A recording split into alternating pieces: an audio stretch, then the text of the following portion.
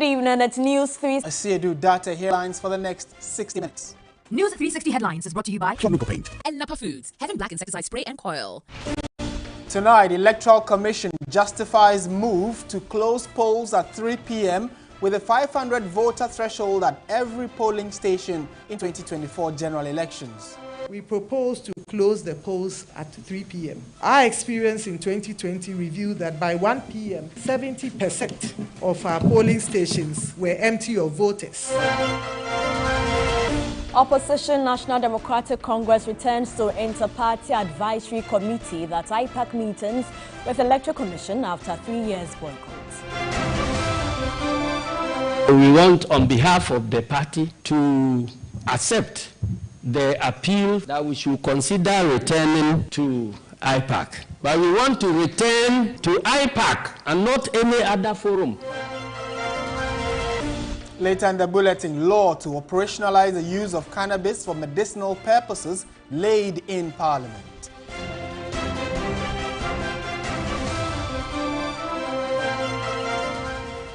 In business news, Ghana's inflation drops to 19-month low at 26.4%, but economists predict slow road to single digits.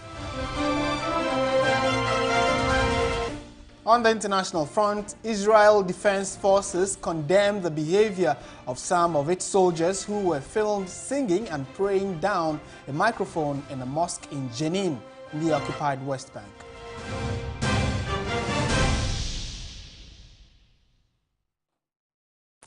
We have details of these stories and many more coming up shortly. Don't go away. All right, so we are starting from the House of Legislature, where the legislative instrument to operationalize Narcotics Control Commission, which is the cultivation and management of cannabis, the Regulation 2023, has been laid in Parliament. The LI seeks to streamline the use of cannabis for medicinal purposes after parent law was passed by Parliament.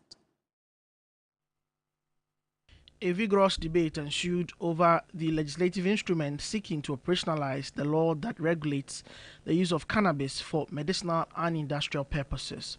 The Minority Chief Whip Kwame Agboja warned of possible danger with the new LI, indicating that it could be abused. Fortunately, the young man abusing weed in this country is not going to take whatever he got to a laboratory to test the HTC content before he smokes. And THC.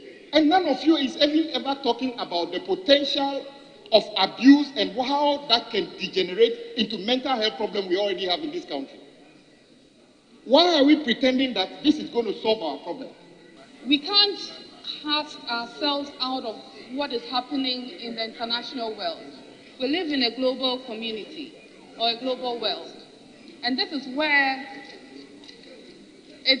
the shift is going in terms of taking out the negativities that are attached to cannabis and finding the economic value that we can derive as countries from cannabis. MP for Medina is seeking to amend the law on holidays to add 2 public holidays for Muslims and to limit the president's powers to grant holidays. Proposal that allows for a day before the Eid to be a holiday, and then the Eid also being a holiday. It gives them enough time to rest, to recuperate, so they can go back to work, and be more effective. If you look at the Eid Adha, it will be good to add 1 more day so that there are 2 days. You have 1 day for prayer, you have 1 day to do your sacrifices, and that actually generally help promote religious diversity and inclusiveness in Ghana. It is still the budget season, and the House is taking time to consider estimates from various departments, ministries, and agencies of government. Duke Menton Poku, TV3 News, Parliament House, Accra. Still in Parliament, the ranking member on the ad hoc committee probing the IGP leaked tape saga, James Agalga, says the report on the committee is at a draft stage, awaiting validation by members. He contends that even though the committee's work has been concluded, budget-related business in the House has prevented members of the committee from convening for the last time to conclude its work. The ad hoc committee spent a number of weeks meeting and interrogating suspected persons involved in an alleged plot to oust the IGP as captured on a leaked audio tape. More than a month after public hearings were conducted, the report has not been presented to the plenary. Ranking member on the committee provided an update on their activities. We have a draft report which is yet to be. You know, per the standing orders,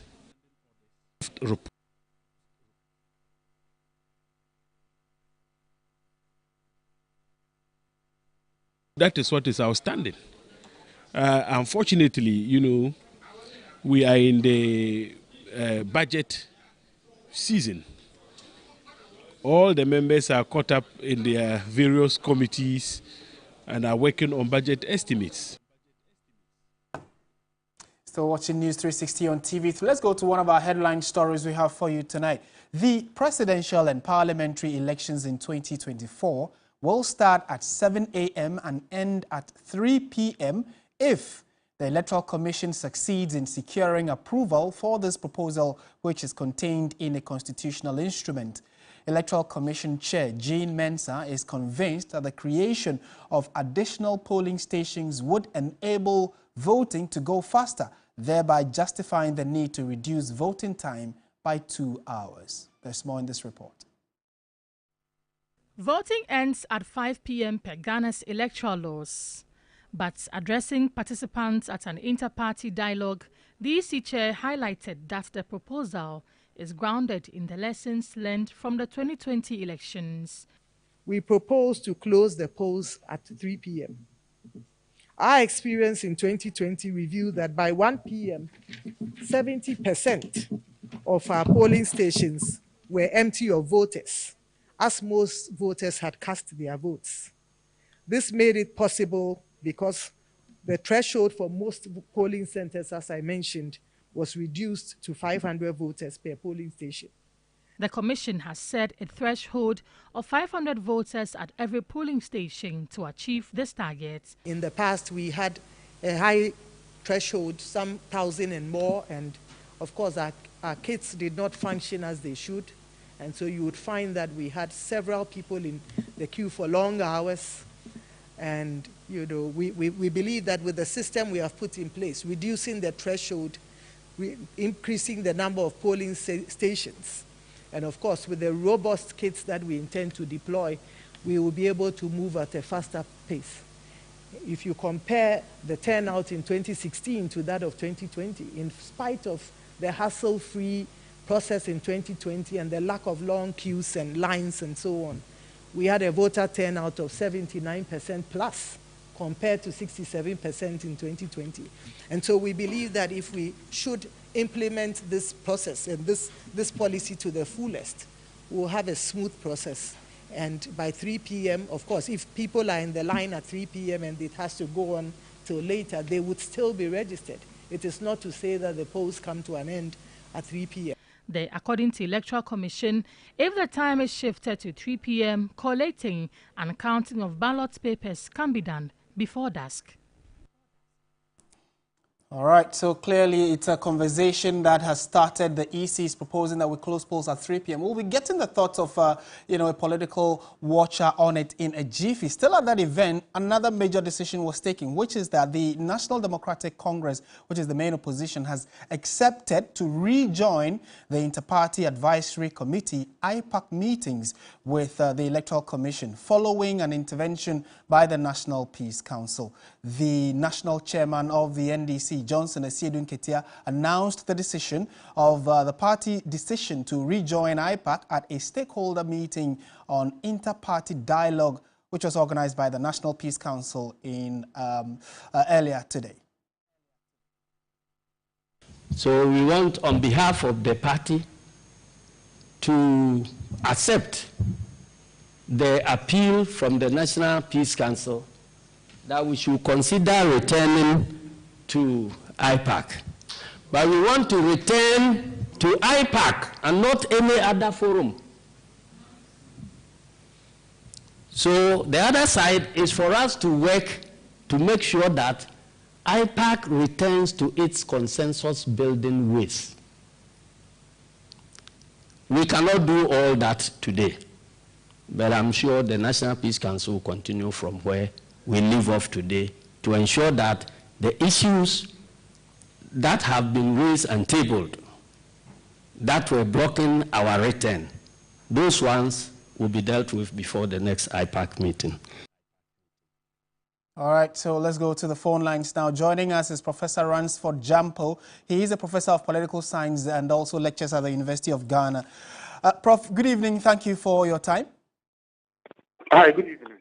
The NDC, after 3 years, has finally decided to rejoin IPAC, given indications that it was based on the intervention by the National Peace Council, amongst others. This certainly is a commendable step to consolidate our democracy, isn't it? Well, you said it. But before I make those comments, you know, for the past week or two, I've been involved in a fight aimed at ensuring that we get a good deal from our lithium that we found. And I'm mobilizing my chiefs and people at Infantiman. At the same time, I'm calling on government to do the right thing. Let me say one or two words there, because that's what I'm now focused on. And then we can talk about general issues of governance and electoral politics. I have seen so many, seen or received so many calls from well-wishers and well-meaning Ghanaians asking me or calling on me to be restrained and to be calm in the face of some misinformation, deliberate misinformation, and the spewing of propaganda and the usage of people's views and twisting them and being used against me. I am told that Mr. Sam Jonah has said something against me. I'm told that Mr. Fuchikata has said something against me in my advocacy for a better deal in our lithium that we found. But I've been in touch with them. They have not said anything against me. And I've written about it. They themselves, I'm sure, have said things publicly about it. Nobody, Mr. Fuchikata has not, he's a gentleman. He has not said anything against me. He's not attacking me. Mr. Sam Jonah, though, was not happy with the letter that I wrote to him about his comment on the lithium, saying that it would be a good deal for it. He's not said anything that attacks me in public. And I've been in touch with him. He's denied. I've been in touch with the two gentlemen. They've all denied it. And so my point is that if government thinks that this is a good deal, let government make its own point.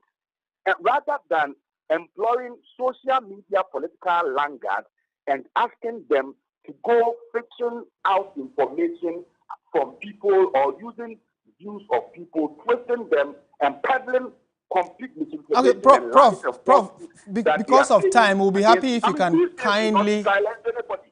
Ransford Jampo cannot be silenced. I mean, these things amount to romancing a stone. They don't silence me. Mr. Jampo, so Professor Jampo. Get the information and then let the facts of the matter speak for themselves. If they think that the deal is good for Ghana, let them advocate rather Professor than Jampo. resorting to attacks and peddling of misinformation. I am so annoyed by that incompetent Professor Ransford Jampo. Who are seeking, the interest and welfare, of Ghana. Right. I don't think that's the way to go. And it's important I put it out there clearly now that I've had the opportunity to speak publicly, on TV. Now you can ask me your question. Professor Ransford Jampo, we called to ask what, as a political professor of political science, the Electoral Commission, two things. Martin, yes. Thank you very much. Thank you very much. I thought I heard your question, but I said that I needed 1 minute to say what I said because for the past week or so, this is what I've been doing, talking about lithium. And so I cannot say anything on general governance issues without bringing the lithium matter, in. So if the NDC has said that following the intervention of the National Peace Council, they've rescinded their decision and they are going to go back to IPAC, I think it is good for Ghana's democracy. At first, it's only a fool who doesn't change his mind. And so, if the National Peace Council has intervened and it's seen reason in what they've been told, and the peace reaches by the National Peace Council has made meaning to them, then and so they want to go back to IPAC. I think it's good for electoral politics and it's good for our democracy. My advice to the Electoral Commission is that it should do more to maintain the relationship with the opposition, because over the years, the history of our Fourth Republic shows that oftentimes the Electoral Commission and the party in opposition are always at loggerheads. And I believe that something can be done to ensure that we don't continue on this tangent in perpetuity. It is important that the Electoral Commission itself gets its institutional piece to be able to undertake its activities and to carry out its duties. And if it cherishes its institutional piece, then beyond what the National Peace Council has done to get the NDC to the IPAC table, it's important that the Electoral Commission itself do much to ensure that its relationship with the parties in opposition is properly cemented. And so it's good for our electoral politics, it's good for our democracy. Okay. And the next major issue has to do with the EC chair proposing that going into the next election, they are hoping that polls can close at 3 p.m. instead of 5 p.m. based on data from 2020 elections, where by 1 p.m., about 70% of polling stations have nobody turning up to vote because almost everybody who needs to vote at that polling center has done so. Is that a proposal you agree with? Well, we've conducted many elections from 1992 up to now. Data from 2020 elections alone is not enough a sample to use to make that judgment. And so, yes, I understand where she's coming from, so that we would also be able to have enough time to count our ballots and declare results and all that. It is good, but I'm saying that data from only one election is not enough to be used to make such a judgment. And then another important point that you may want to consider is that the history of our electoral politics show that our electoral processes from 1992 has been undergoing a lot of reforms. But there's one area that has never been reformed. There's one area that has never been touched in our quest to fine-tune our electoral process. That area has always been the electoral commission, it's always been Ghanaians. And it's the area of the start or commencement of polls. Every election since 1992, you will have instances of late start of polls. Every election, you have instances of late start of polls. And so if we will keep on starting polls late in some constituencies or some voting centers, then telling us that you want to bring the close of polls to 3 p.m., reducing it by 2 hours, will be problematic because we don't start our polls early. If the Electoral Commission will be able to put in place mechanisms to ensure that at all voting centers, materials and everything is there to enable us to commence voting on time, then we can take a look at the proposal that has been made. Other than that, then I think that we haven't gotten there yet. Professor Ransford Jampo, pleasure talking to you. Thank you for your time. He is a professor of political science at the University of Ghana. In more news tonight, local government minister Dan Buttre says partisan district assembly elections is a key solution to voter apathy. Government is targeting at least a 50% turnout in the polls slated for December 19 across the country, despite low participation in previous elections. The minister believes it's time the country had a conversation about political party involvement in local government elections. Local government elections are to be held in about 37,500 polling stations in 6,000 electoral areas across Ghana. The minister expressed concern over the alarmingly low turnout rate, downwards of 40%, especially in the urban areas. He emphasized that future political party participation in local government elections could show up interest and participation. The expectation is high, I believe, and we are intensifying it. We're expecting at least no less than 50%. And that will send a very good signal that even though it's not partisan, And the main reason why the turnout is low is because political parties by the constitution are not allowed to sponsor candidates. If political parties were allowed to sponsor candidates, political parties will have mobilized people and the participation will have been high. But because political parties are not allowed to do that by our constitution, that's one of the main reasons why participation is low. But it's also very important. The minister asserted that government had effectively publicized the upcoming polls and urged all eligible voters to participate. For the past 2 months, and I have actually followed it, there have been a lot of advertisements urging people to reminding them of 19th December and how they should take part in the December 19th elections. So the advertisement, the dissemination, it has really increased this time. Through the Ministry of Information Service Department, to they have these local radios, local networks, even within towns. And they have their network that lives with them. So they too are actually increasing that publicity through those channels. EC is very ready. They are enjoying to organize a platform for all this assembly, the aspirants, to present their manifesto to the people. So that should also let you know that there's so much activity going on. So it's up to us, those of us who live in the urban areas, to also understand and accept the fact that it's part of our democratic process and it's a very important part, and so they should all take part in it. Still on local government elections, the low participation of women in the District Assembly and Unit Committee elections in Ghana is a major concern for local governance experts. One woman is daring to change the narrative in the Odumasi-Begro electoral area in the eastern region. Sophia Senam Sewa is hinging her campaign on restoring peace between local farmers and nomadic herdsmen. Yvonne Nikwe reports. So far, Senam Sewa is an educationist with an ambition to participate in the district assembly elections on December 19 in the Odumasi electoral area.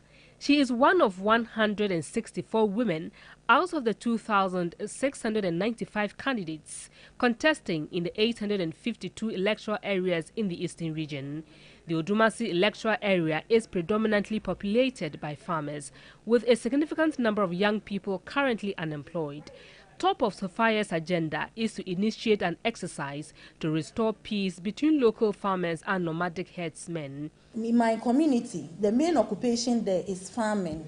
And when I'm being voted into power, I'm going to make sure that I will organize the men and women who are into farming, liaise with the Department of Agriculture and other NGOs to give them training as to how to have a better farming processes.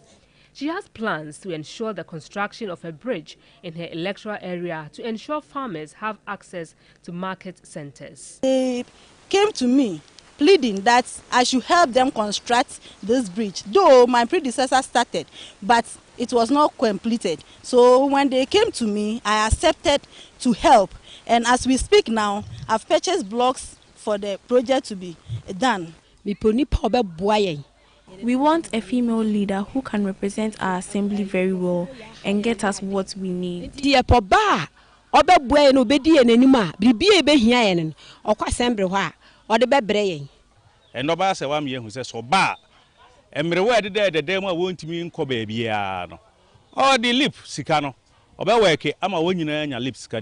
We were unaware about the LEAP program, but Sewa has made us aware and assured us that we are going to benefit from it.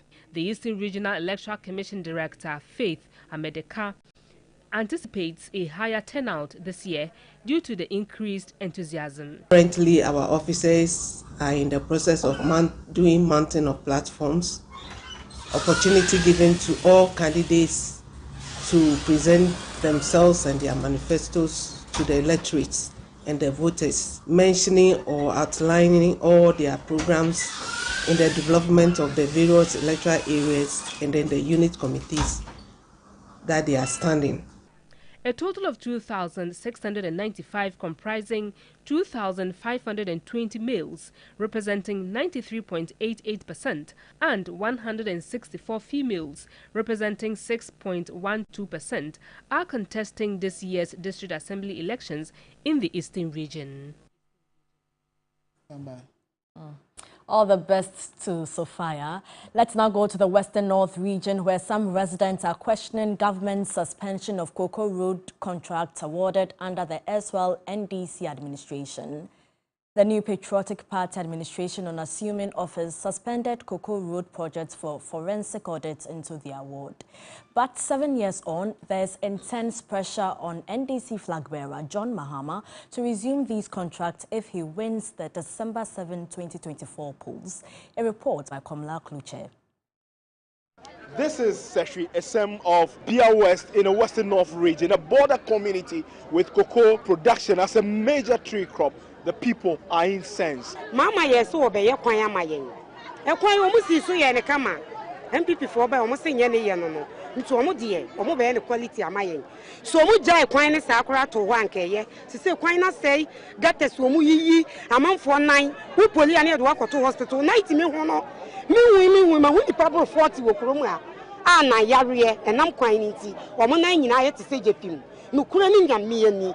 No kureni Akufo-Addo de wabeka yen na ade bia se na ni yemu a fi se na Ghana fo ni se Akufo-Addo wo be ye bi pa enso no sa wono na na e ba be se man we from here to assign so a ye kwan ni nye kura asay atiti apansa because of that ye gas are amodi bre ha kakra me so gas no assign almost be 2 months ago. I say omutu futu obi na guye ni omudada. Cocoa smuggling has become an albatross on government's neck in recent time, with the state security apparatus activated to clamp down on it. But its effectiveness is slowly being felt. Somebody who buys cocoa for produce buying company PBC just told us that that company is dead, is collapsed, because from September when the cocoa season was open till now, they have not bought 1 bag of cocoa. So if you have a company like PBC and it's not buying cocoa, then it tells you how the cocoa sector has been managed. But as the flag bearer of the NDC, John Mahama, solicits for opinions, he is clear on what he intends to do. 2016, Abraham Wohono. Cocoa sika ye koji free amanone a your friend with syndicated loan. Ebe $2 billion and ye de ba Ghana ha. Also and then so there afi 800 million po ye bre ansana banks ni be epene say on be my $800 million.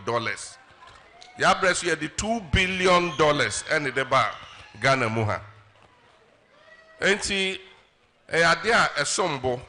If you say, yes, you can buy a boy, am I see the age in a year? Because and one so any other cranium ever. John Mahama wraps up his 2-day Building Ghana Together tour of the Western North region, intimating he has hope and confidence in the rightful decision the people will make on December 7, 2024. Komla Kluche, TV3 News, Bia West. Away from politics to education now, the Executive Director of Africa Education Watch, Kofi Asare, has expressed concern about the decrease in budgetary allocation for free senior high schools and other levels of the education sector. The education think tank at a forum in Accra highlighted a decline in tertiary level enrollment due to financial difficulties and urged the government to allocate more resources to the sector.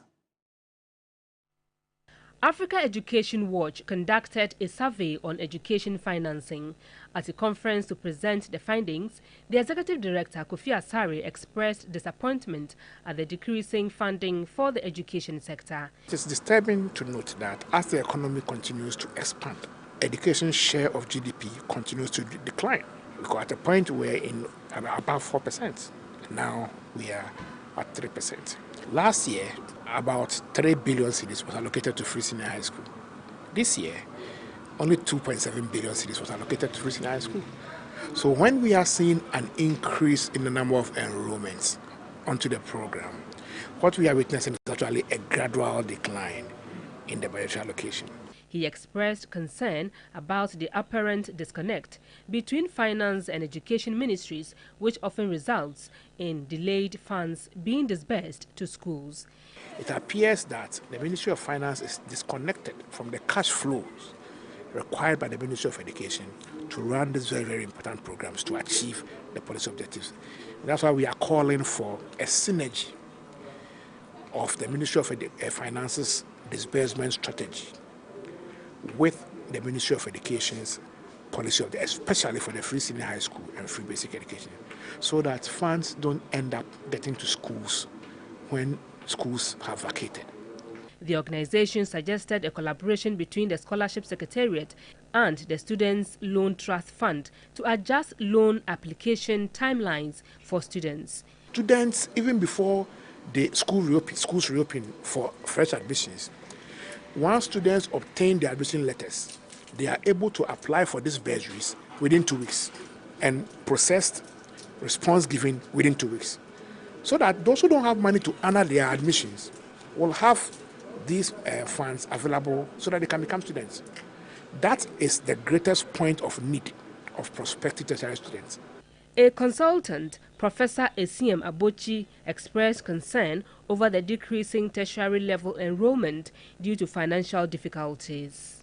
The number of students enrollment is going down. Midterm was supposed to be doing 25%. Is that 20%? With this trend, are we able to meet the government target of 40% enrollment in 2030? Still to come tonight on News 360, we will track government achievement in the railway sector 7 years after it promised to revamp the sector.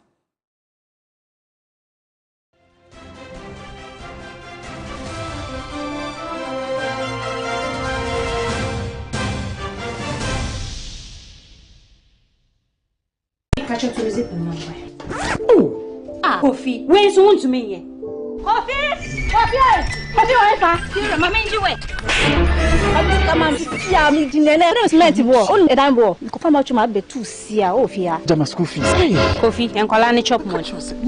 Na momo 10 Ghana cedis. You pay chop money, I will say 10 Ghana cedis. Every 2 Ghana cedis, we say 200 Ghana cedis. Shall they were 539 daily chop money. Net the 10 a.m. Debia. Dial *446#. Now for option 2, make you lucky numbers. A free 1 go see 39. Net try direct 2 do see no home 40 times. Try direct 3 net the 400 times. And now direct 1 net the 20 times.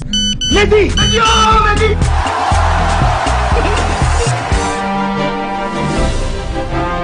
Efira, Joalet. Masa, number mami. Masa, sika MP they do. I'm not pay ya. Na me try day 539 chop money. Medi. Day 539 chop money. Ucha kubedi.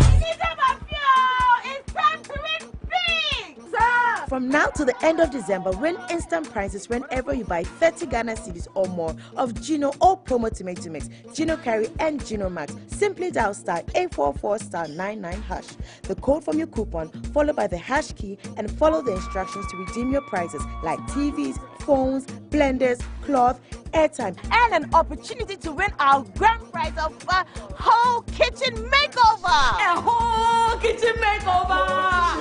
Yes, and keep buying for a surprise visit from us. No kululu. Just buy, scratch and win. And it's simple. This advert is FDA approved. Pascal is showing his boss the efficient new technology they've installed. She is pleased, but now she's asking, why is that still there? Pascal explains that he hired a security goat to protect the data shed. The boss is not so pleased anymore. If you haven't upgraded to cloud storage yet, it's time to get business done better with MTN Business. Dear people, don't let sore throat and cough ruin your voice and your day. Put an end to them with Shautu lozenges. Shautu lozenges contains 5 natural active ingredients. Think natural. Think Shautu. This advert is FDA approved. Whenever you fly to space or take your first step as baby, Soft Care always stays with you. new Soft-Care Space Series is rooted from space technology. Keeps you dry and comfortable for 12 hours long. Offers you the most effective protection during your space journey. Soft-Care. Protect your leap.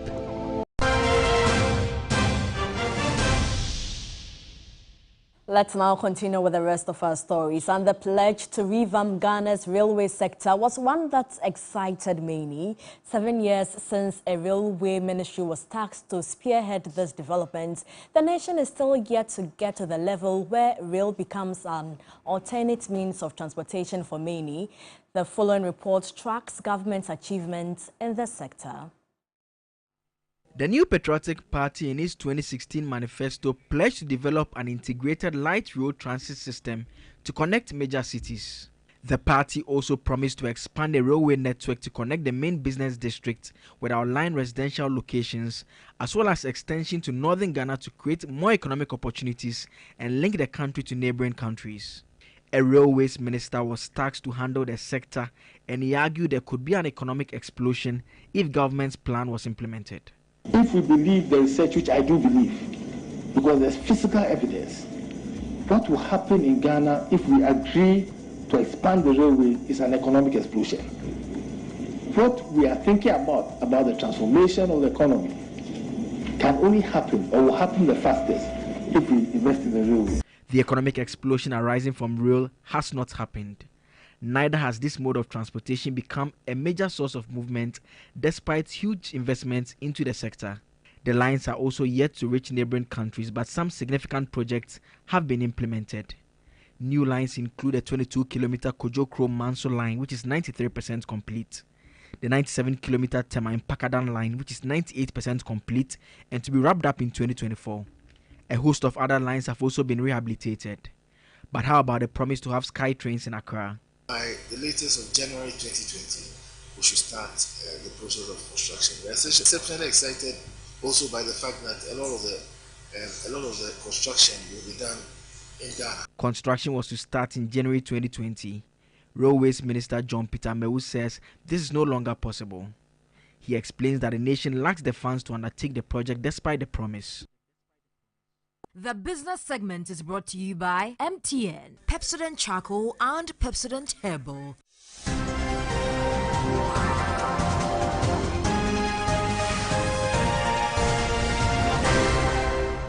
Welcome back to News 360 on TV3. Time now for business. Menu Afol is with us. Hello, Menu. Hi, Martin. So, inflation has seen a regular decline. Good news, isn't it? Significant one, actually. 26.4%. That's like 8.8% decrease from last month. It's good for us going into the Bronya, isn't it? Yeah. It's good. Thank you so much. Welcome to the business segment. My name is Menua. For straight to first story, lead researcher at GCB Capital, Courage Buti, has forecasted the country's inflation will likely not hit a single digit by year-end 2024. His prediction comes even as the country's annual inflation rate falls to a 19th-month low at 26.4% in November 2023. According to government statistician Professor Samuel Kobina Enim, the easing of general price levels is attributed to a base drift effect and aggressive monetary policy tightening by the Bank of Ghana. From a food and non-food perspective, we saw a 10.5 percentage point difference, with food inflation 32.2% relative to 21.7% for the month of November 2023. The decline in food inflation was much steeper than the decline in non-food inflation, with food inflation dropping by 12.6 percentage points, while non-food inflation dropped by 6.0 percentage points. We continue to see the dominance of imported items inflation, recording a relatively higher rate of inflation of 27.1% relative to locally produced items 26.1%. However, research lead at GCB Capital, Courage Buti, has forecasted a single-digit inflation is not likely by year-end 2024. I don't expect that inflation will return to the target band in 2024. would largely hover around the teens and close around the mid-teens thereabout. But then it is probably from 2025 that we can reasonably expect inflation to return back to the medium-term target band. And to get there, we need to sustain the interventions and anchor the disinflation trend that we are seeing. And that is where policy is critical in that direction. Buti's prediction paints a cautious picture, acknowledging progress while highlighting remaining hurdles. It underscores the need for vigilance and sustained efforts from the government to achieve single-digit inflation and ensure lasting economic stability. On to more stories. Ghana's Ports and Harbours Authority has indicated that it is working to ensure Ghana becomes the port destination in the sub-region. The authority hopes to achieve this with significant investment in infrastructure. The following report has the details. Well, we'll bring you the details of this story later, but before we go, let us take a look at some other stories. And GCB Bank has introduced a new mobile app offering customers the convenience of instant account creation using a Ghana card.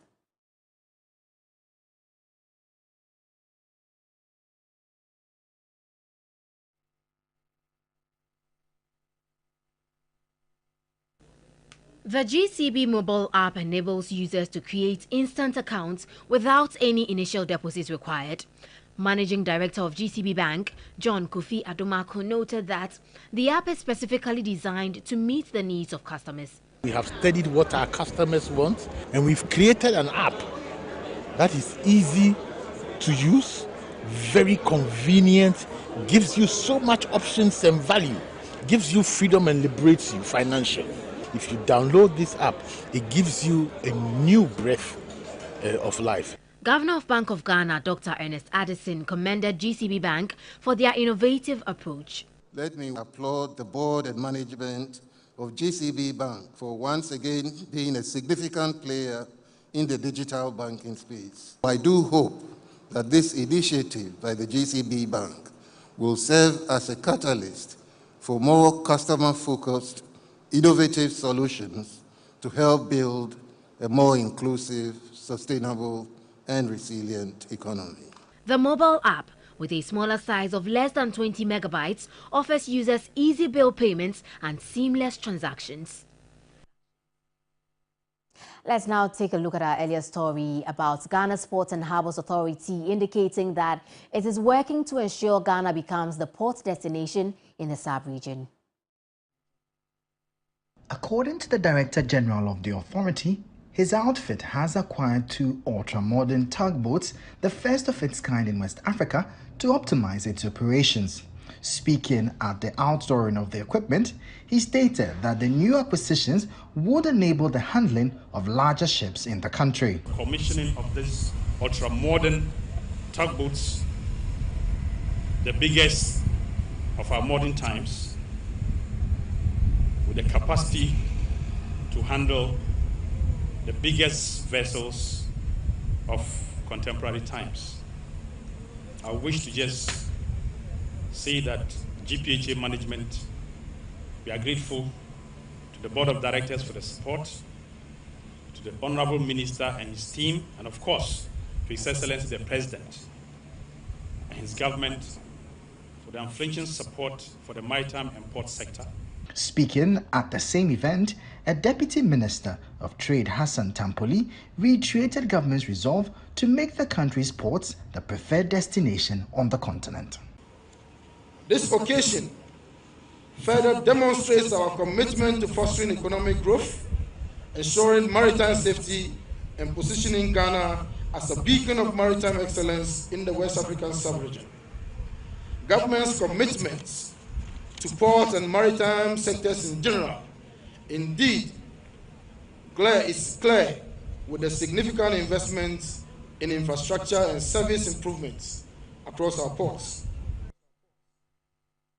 We found that DNA Nudge has been granted FDA approval to conduct a 4-in-1 respiratory viruses test for clinical use in both indoor and outdoor labs in the country. The lab-free, highly multiplexed sample to results test provides the capabilities of lab-based PCR diagnostics. DNA Nudge's rapid point-of-care test, the Quad, has been approved for widespread community use, enabling accurate detection of SARS-CoV-2, flu A, flu B on a single cartridge.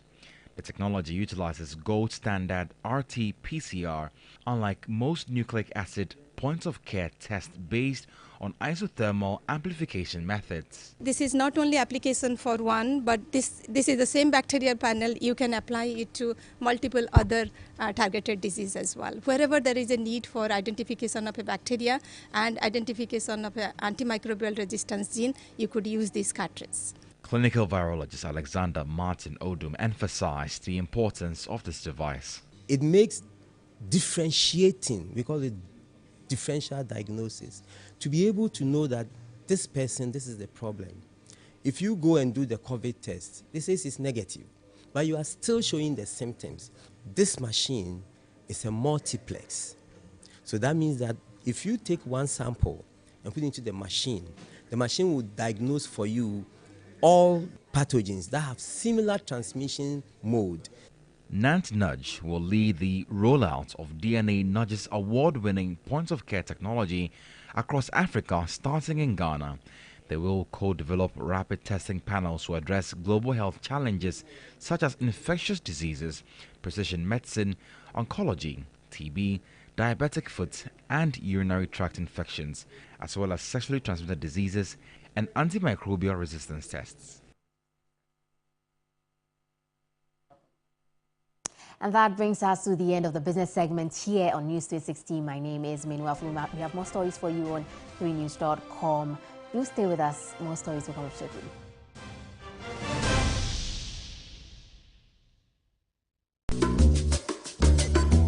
Pascal is showing his boss the efficient new technology they've installed. She is pleased, but now she's asking, why is that still there? Pascal explains that he hired a security guard to protect the data shed. The boss is not so pleased anymore. If you haven't upgraded to cloud storage yet, it's time to get business done better with MTN Business.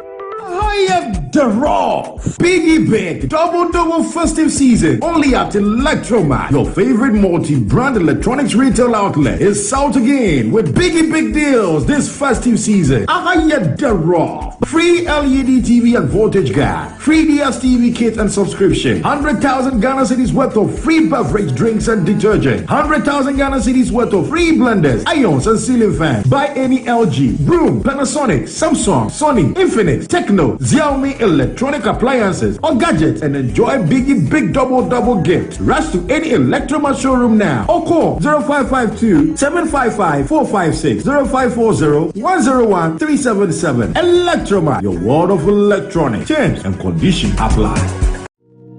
Are you tired of struggling with bad financial situations? At Quick Credit, we understand the difficulties that come with transitioning to a better one. That's why we're here to simplify the process for you. With loan facilities of 1,000 cedis and upwards, all you have to do is call and we will take care of the rest. All you need is your national ID. No savings, no collateral, no susu, no deposits, and no account opening required. Quick Credit has you covered. Whether you're expanding a business, starting a new one, facing an emergency like school fees or funeral expenses, or even just in need of a salary loan. Call Quick Credit today, 0302 200 390 or 059 692 0833. We do not give loans via the internet. Quick Credit is regulated and licensed by the Bank of Ghana. Terms and conditions apply. Quick Credit. Lending made simple.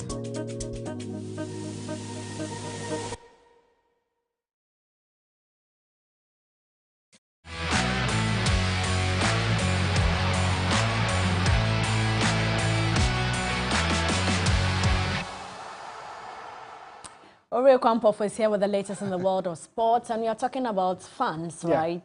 Kotoko is still celebrating. One win that they've had over. One simple win over House of Folk. Yeah. But things are going well. You know, 5 wins on the trot for them.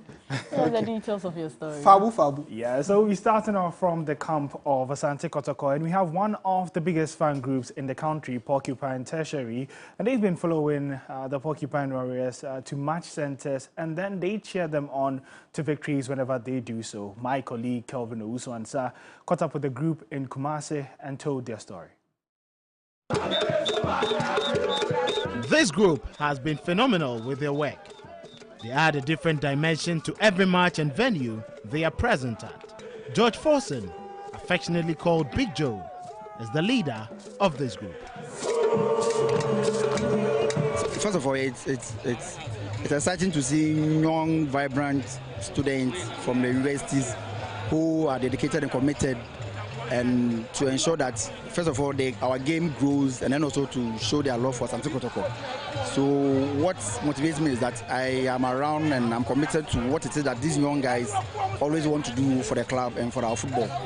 And so that's basically what drives me. When I see them being happy and excited, I'm fulfilled. So I'm driven to do more for them. Many see him as the godfather who unites the club's young fans.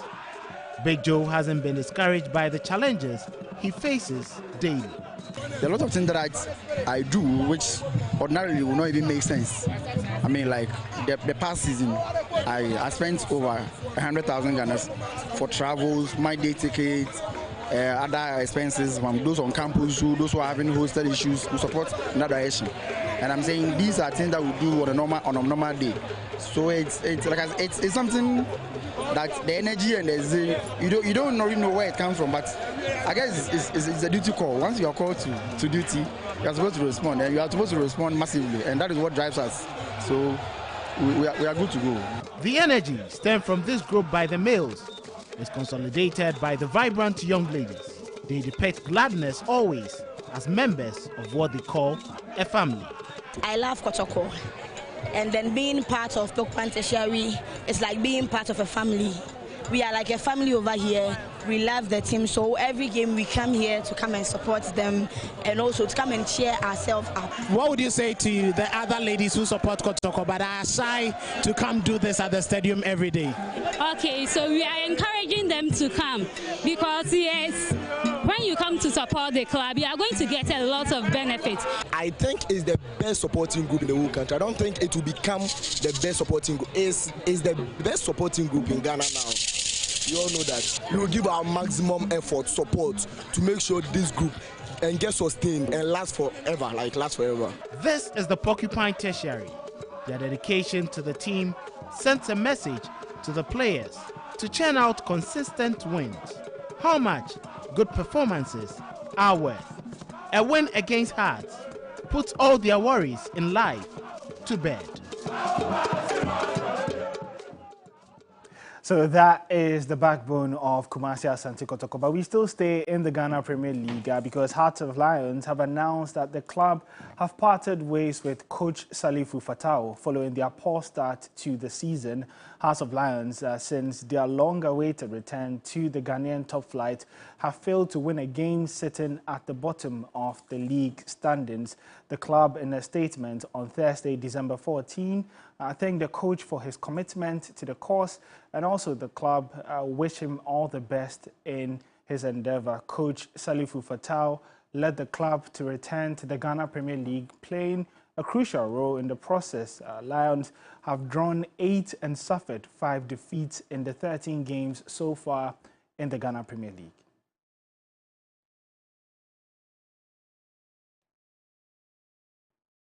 Well, let's head to the English Premier League, where Mikel Arteta has escaped punishment from the FA for his comment after Arsenal's 1-0 defeat to Newcastle following a review ban angrily to the decision to award Anthony Gordon's winning goal in last month's clash at St. James's Park, despite having multiple VAR checks. The FA then wrote to both Arteta and Arsenal to ask for their observations on the event. And so Mikel Arteta would be available for the subsequent Premier League games starting from this weekend. That's how we wrap up the sports here on News 360. My name is Oreku Ampofo.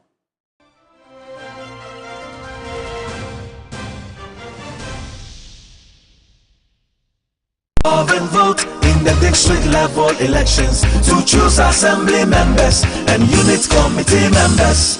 Get involved. Ghana Machado for Electoral Commission. The Biamcho Ghana to Katansibe, Nya Machapo Katan, Le Dukomagodo, at the call district level, Amachacha Wanayama, Le Blada, Yinyapajinu, Vavanga Shikebe, Le Fakba, Veblavo Toyama, Sonti Dandre, Pasada Troga Toma, Achama Yo, Woy District Assembly Vovo, the Unit Committee Yo, Lamachanu Toma, ballot paper at district level, Amachachian, Amachianu Tuafanko, Amayo Mia Chafanko, Planomatao, Anoji, Yemia Kodalao, Miachia Odomato, the Kapeku, Le Mama Bear, Yako ballot paper, the Unit Committee Manolao Chechen, Yiji, Unit Afanko, Ple Amayobe, Yuwa Yifanko, Plopanomatao, a Yakodalao Nachia Odomato at Tompeku, so ballot paper G, Uhajababa, Unkona no Kodalao Dume, Le Otokome, the Panolao Chechiame, Bawa Yinuto Seo, Nuto, Ple Dutakba Haume, District Assembly, Ple Unit Committee Manolawe Hango Yive, Taya Fisina Dana Kole, Nada Kole District Level Election Yame, Le Blaragbe, Puding Viva, Shekab, Le Pakbeve, Le Blavoto Yame. Your vote is your future. Dear people, don't let sore throat and cough ruin your voice and your day. Put an end to them with Shautu lozenges. Shautu lozenges contains 5 natural active ingredients. Think natural. Think Shautu. This advert is FDA approved. Entertainment news segment is brought to you by Awake Purified Drinking Water, GTP, Lifestyled, Vodafone, Further Together, and powered by 3 Entertainment.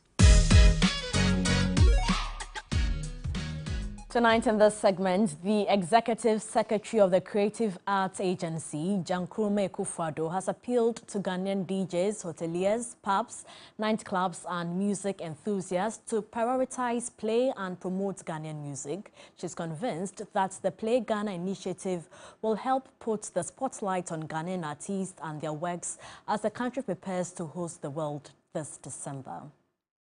The stakeholders and players of the music industry and film and broadcasting to review our local content regulations. Both the cultural policy and the broadcasting bill must be amended and enforced. Our Nigerian cousins have implemented 70% local content law within music, film and broadcasting. Ghana must do the same. The Christmas season is upon us, a time where our creative community shines. Travelers visit our golden shores, sampling all the best that Ghana has to produce. Our diasporan brothers and sisters return home with braided hair, kente outfits, hand-carved wooden masks, adinkra symbol jewelry, oil painting of market scenes and Ghana sunsets. But Ghana music is left behind. This month's festivities, for Dartey December, we need our artists pushed to the forefront, to be prioritized in the nightclubs and on the airways. Let that tourist sample not only the best jollof in the world, but the best artists too. So today, the CAA is backing the pledge of Play Ghana. Meanwhile, some stakeholders in the music industry have described the Play Ghana initiative as a step in the right direction. Let's make sure ours is ours, and let's make it appealing to the masses. This is by drumming it in every other day. If we play foreign music to Ghanaians every time, that's what they are on, and that's what they play. So when you go check Apple Music Top 100 Ghanaian songs, you see foreign music. But that's what they hear on their radio, that's what they vibe to, so that's what rings in their head. So when you want to play something here, All right, away from entertainment, let's find out what's happening on the international front. The Israel Defense Force has condemned the behavior of some of its soldiers who were filmed singing and praying down a microphone in a mosque in Jenin in the occupied West Bank. It comes during an operation against militants in the city, which has so far left 11 Palestinians dead. The IDF said the soldiers will be disciplined accordingly. It said it will also act in similar cases which have been filmed in Gaza. The clips which are circulating on social media show scenes of the mosque.